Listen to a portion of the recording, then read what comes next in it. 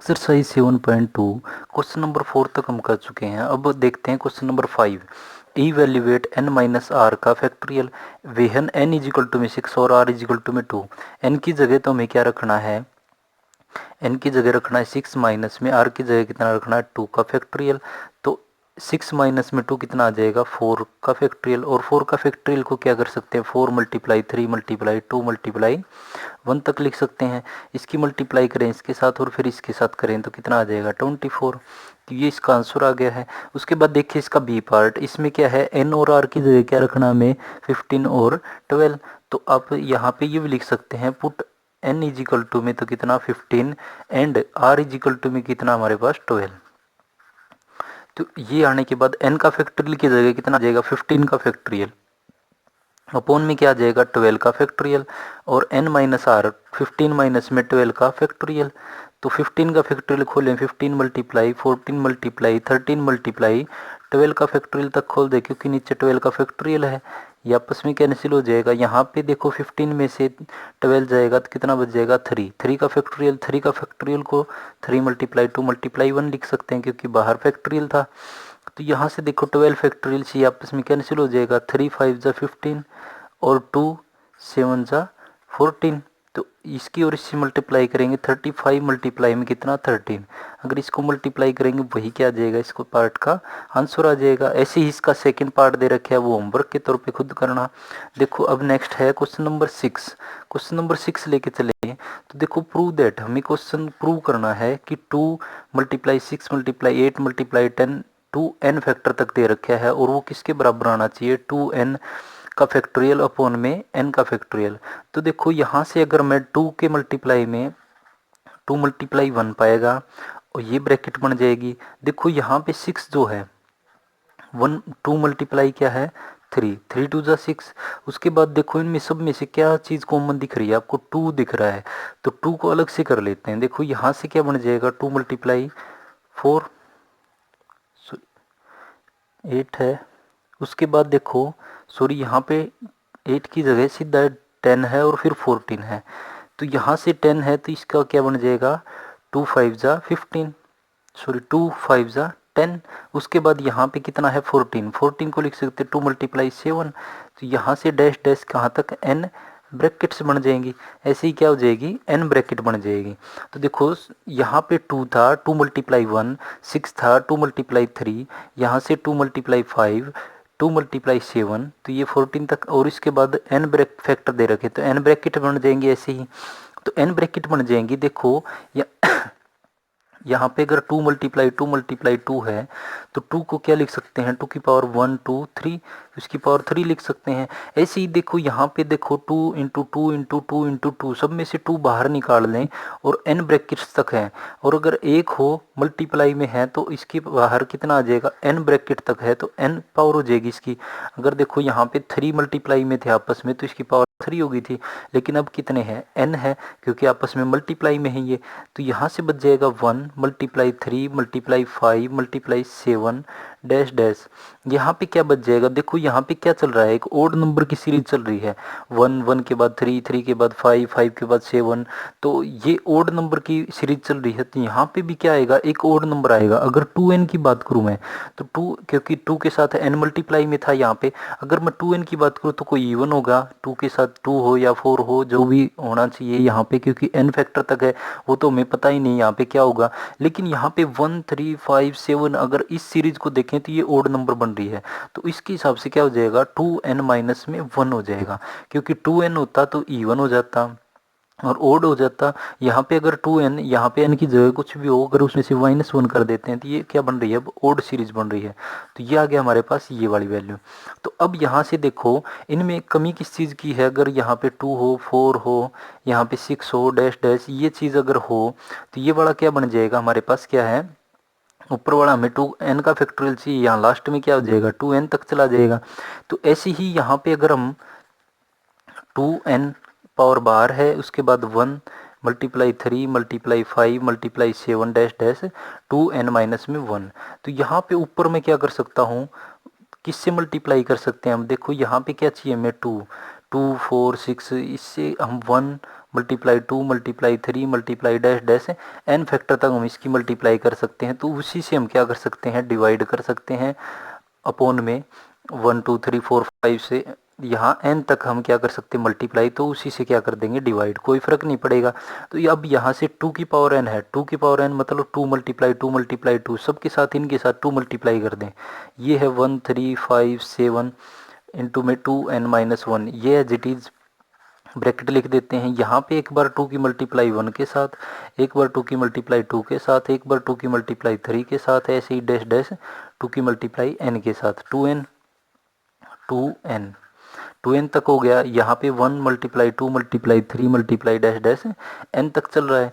उसके बाद देखो यहाँ पे 1 3 5 7 डैश डैश 2n-1, और यहाँ पे देखो ये 2 मल्टीप्लाई 1 क्या आ जाएगा 2, और इनटू में ये 2 मल्टीप्लाई 2 कितना हो जाएगा 4, ये कितना हो जाएगा 2 मल्टीप्लाई 3 6 डैश डैश 2n तक हो जाएगा। अगर मैं इसको और इसको मिक्स कर दूं, ये मल्टीप्लाई में चल रहा है और नीचे क्या है 1 इंटू में 2 इंटू में 3 इंटू में डैश डैश n तक है। डॉट का मतलब यहाँ पे क्या होता है, क्रॉस होता है, मतलब गुणा ही होता है। तो 1, अब इसको कंप्लीट में आपस में मल्टीप्लाई में लिख दो, 1 इंटू में 2 इंटू में 3 इंटू 4 इंटू 5 इंटू 6 7, ऐसे करके क्या आ जाएगा 2n-1, और इससे बड़ी वैल्यू क्या है 2n, यहाँ तक आ जाएगी।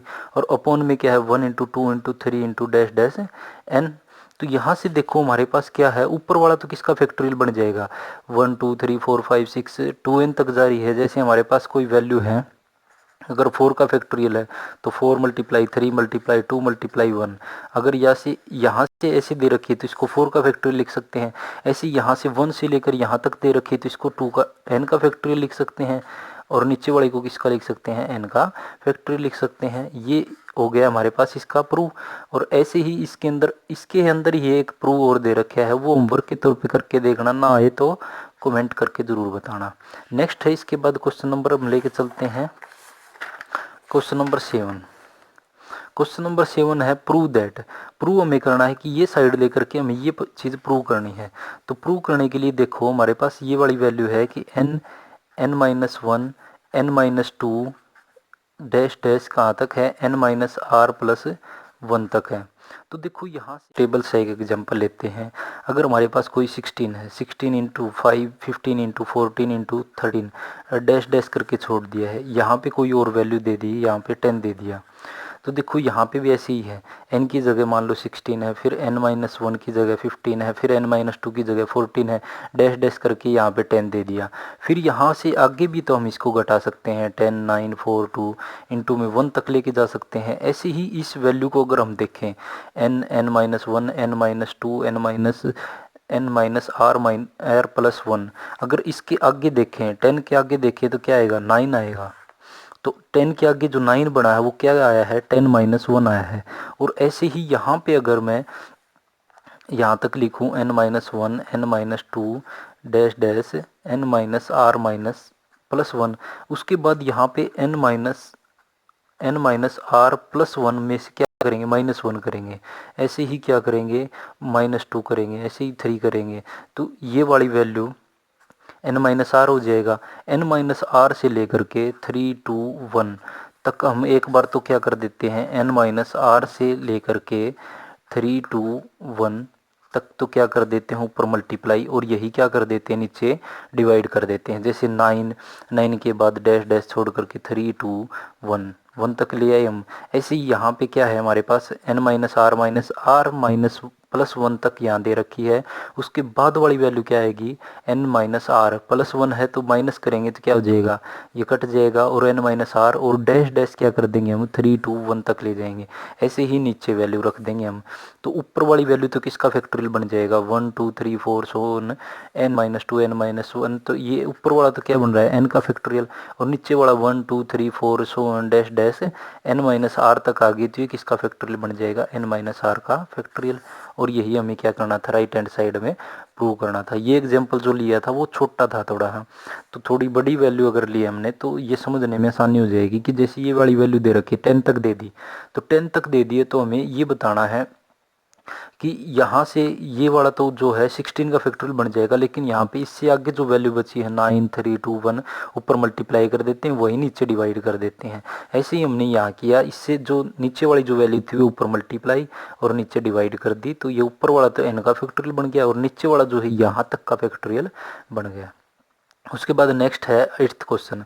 ये हमें प्रूव करना है, राइट हैंड साइड लेफ्ट लेके चलनी है और राइट हमें प्रूव करनी है। तो ये दे रखा है कि n माइनस आर प्लस 1 का क्या दे रखा है, फैक्टोरियल, और यहाँ पे दे रखा है n का फैक्टोरियल, इसका फैक्टोरियल नहीं है सॉरी, और n का फैक्टोरियल दे रखा है और इसका दे रखा है n माइनस आर प्लस 1, और इसमें से अगर एक घटाऊं मैं तो यहाँ से एक घटाएं तो क्या बन जाएगा, n माइनस आर का फैक्टोरियल बन जाएगा, क्योंकि देखो यहाँ पे अगर +1 है तो इसमें से एक घटाएं तो क्या आ जाएगा, n माइनस आर आ जाएगा। जैसे कोई वैल्यू है 10, 10 में से एक घटाएं तो 9 आ जाएगा। ऐसे ही यहाँ पे क्या है, n माइनस आर +1 है तो +1 है, -1 करेंगे तो माइनस करेंगे तो ये क्या हो जाएगा, कट जाएगा और n माइनस आर बच जाएगा। देखो ऊपर ये वाली वैल्यू है, नीचे भी यही है, ये आपस में कैंसिल हो जाएंगे, तो ऊपर बच जाएगा n का फैक्टोरियल और नीचे बच जाएगा n माइनस आर का फैक्टोरियल। ये था इसका क्वेश्चन नंबर 8th क्वेश्चन। बिल्कुल आसान था, इस नीचे वाले को थोड़ा सा खोला हमने और खोलते ही क्या हो जाएगा, ये इससे वैल्यू कट जाएगी और यही हमें प्रूव करना था। उसके बाद देखो इसका लास्ट क्वेश्चन करके करा रहे हैं हमें 9th क्वेश्चन। 9th क्वेश्चन देखो n माइनस 1 का फैक्टोरियल और n माइनस आर माइनस 1 का फैक्टोरियल और ये दे रखा है। तो देखो इसको सोल्व करना है, तो देखो कौन से को फैक्टोरियल को खोल लें, देखो n माइनस आर माइनस 1 को खोल लेंगे तो n माइनस 2 n माइनस 3, तो यहाँ पे 1 और 2 घटते जाएगी, लेकिन यहाँ ये वाली बढ़ने वाली वैल्यू नहीं आएगी। लेकिन अगर इसको घटाएं तो ये वाली वैल्यू बन सकती है। देखो n माइनस आर माइनस 1 करेंगे तो क्या आ जाएगा, यही आ जाएगा। तो इसको खोल लें, n माइनस 1 का फैक्टोरियल अपोन में n माइनस आर माइनस 1 का factorial plus r multiply n minus 1 का फैक्टोरियल अपोन में इसको खोल दें n minus r as it is और n माइनस आर माइनस 1 का फैक्टोरियल बन जाएगा। क्योंकि देखो यहाँ पे अगर 10 है, 10 का फैक्टोरियल दे रखा है तो हमें जहाँ तक खोलना है, जैसे 10 मल्टीप्लाई 9 तक ही खोलना है तो 9 को वापस फैक्टोरियल लगा दो, तो यहाँ तक हमने खोल लिया। तो देखो अब एलसीएम ले लेते हैं हम, एलसीएम क्या आ जाएगा, n माइनस आर दोनों इसमें है, ये भी एलसीएम आ जाएगा, और n माइनस आर माइनस 1 ये जो दोनों में है ये भी एलसीएम क्या आ जाएगा, एलसीएम आ जाएगा। और यहाँ से एलसीएम लेने के बाद और ऊपर वाले में देखो दोनों में ये चीज़ कॉमन है, n माइनस 1 का फैक्टोरियल कॉमन है, मैंने ये बाहर निकाल दिया। देखो ये दोनों में था, ऊपर दोनों में था तो ये कॉमन के रूप में बाहर आ गया और ये क्या ले लिया, एलसीएम।